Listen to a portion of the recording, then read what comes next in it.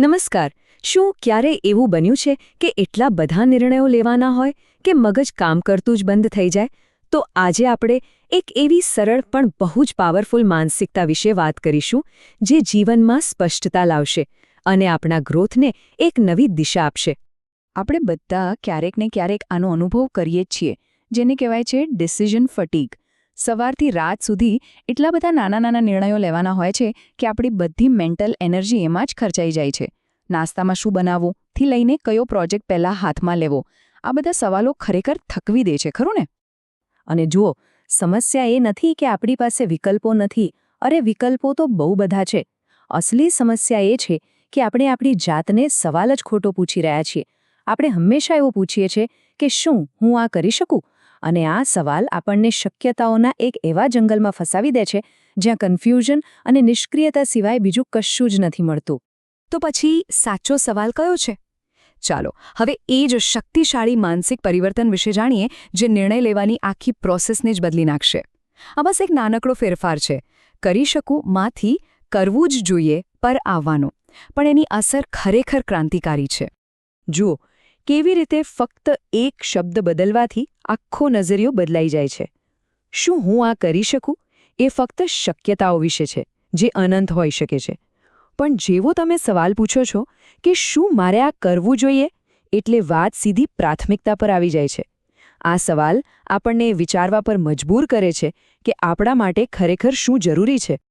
અને આ માનસિકતાની સૌથી સારી વાત એ છે કે આના માટે ક્યાંય બહાર જોવાની જરૂર નથી. બધા જવાબો આપણી અંદર જ છે. તે આપણી પોતાની સમજ અને આપણા મૂલ્યો પર વિશ્વાસ કરવા વિશે છે. સાચો સવાલ પૂછીને આપણે પોતે જ આપણા શ્રેષ્ઠ સલાહકાર બની જઈએ છીએ. સારું, આ બધી તો થિયરીની વાત થઈ. પણ આ વિચારને આપણે રોજિંદા જીવનમાં પ્રેક્ટિકલી કઈ રીતે લાગુ કરી શકીએ? ચાલો જોઈએ કે આપણા નાના દૈનિક નિર્ણયોમાં આ માનસિકતા કેવી રીતે કામ કરી શકે છે. આ જુઓ, સવારના નાસ્તાથી લઈને રાત્રિના કામ સુધી જ્યારે તમે કરવું જોઈએ ફિલ્ટરનો ઉપયોગ કરો છો ત્યારે બધી પસંદગીઓ એકદમ સ્પષ્ટ થઈ જાય છે. જેવું તમે પૂછશો કે શું મારે હેલ્ધી નાસ્તો કરવો જોઈએ, તરત જ મન સાચો જવાબ આપશે. અને આવી નાની નાની જીત આખા દિવસ માટે એક પોઝિટિવ ટોન સેટ કરી દે છે. અને આ વાત ફક્ત કામ પૂરું કરવા માટે નથી. દરેક વખતે જ્યારે કરવું જોઈએ સવાલ પૂછીને સાચો નિર્ણય લેવાય છે ત્યારે માત્ર એક કામ જ નથી થતું, પણ મગજમાંથી એક બિનજરૂરી વિચારનો બોજ પણ ઓછો થાય છે. આ જે મેન્ટલ ક્લેરિટી મળે છે ને, એ જ તણાવ અને થાકને દૂર રાખે છે. ઓકે, તો અત્યાર સુધી આપણે રોજિંદી વાત કરી. હવે આ જ ફ્રેમવર્કને એવી જગ્યાએ લાગુ કરીએ જ્યાં જોખમ વધારે હોય, એટલે કે કાર્યસ્થળ પર એક લીડરની ભૂમિકામાં. આ બે શબ્દો વચ્ચેનો તફાવત સમજવો એ જ આખી ગેમ છે. પ્રતિક્રિયા આપવી એટલે કે રિએક્ટ કરવો એ એક ભાવનાત્મક આવેગ છે, જેમ કે અચાનક ગુસ્સે થઈ જવું. જ્યારે પ્રતિસાદ આપવો એટલે કે રિસ્પોન્ડ કરવું એ એક વિચારશીલ અને વ્યૂહાત્મક પગલું છે. એક લીડર તરીકે સફળતા આ બે વચ્ચેનો તફાવત સમજવા પર જ નિર્ભર કરે છે. ચાલો આ ઉદાહરણ જોઈએ. તમારી ટીમના કોઈ સભ્યોથી ભૂલ થઈ છે. પહેલો વિચાર ગુસ્સે થવાનો જ આવે, બરાબર? પણ જો એ જ ઘડીએ થોભીને જાતને પૂછવામાં આવે કે શું મારે ગુસ્સે થવું જોઈએ કે પછી ઉકેલ લાવવા માટે પ્રતિસાદ આપવો જોઈએ, બસ આ એક સવાલ તમને આવેગમાંથી બહાર કાઢીને સાચા નેતૃત્વની સ્થિતિમાં મૂકી દે છે.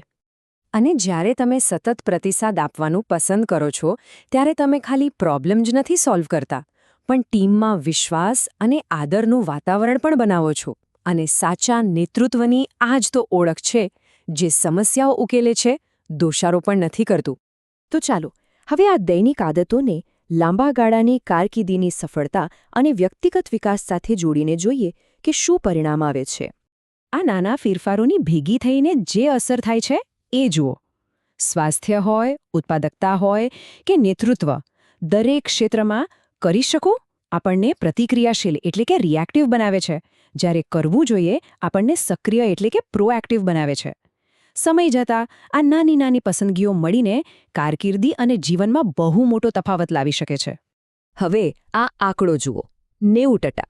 જરા કલ્પના કરો કે લાંબા સમયથી જે કામો અટવાયેલા પડ્યા છે એમાંથી 90% કામ ફક્ત થોડા દિવસોમાં પૂરા થઈ જાય. આ કરવું જોઈએ માનસિકતાની તાકાત છે.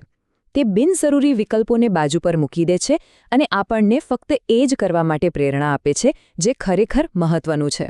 તો આ કોઈ નાની ઉત્પાદકતાની ટીપ કે હેક નથી. આ તો આપણે જે રીતે કામ કરીએ છીએ, જે રીતે વિચારીએ છીએ, તેમાં એક મૂળભૂત ફેરફાર છે.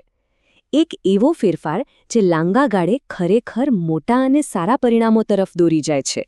તો અંતે બસ આ એક પ્રશ્ન પર વિચારવા જેવો છે. શું એવું બની શકે કે આપણા વિકાસને રોકનારી વસ્તુ કોઈ કૌશલ્યનો અભાવ નહીં, પણ ફક્ત સાચો પ્રશ્ન પૂછવાનો અભાવ હોય? આ વિચાર સાથે હું આપને છોડી જાઉં છું.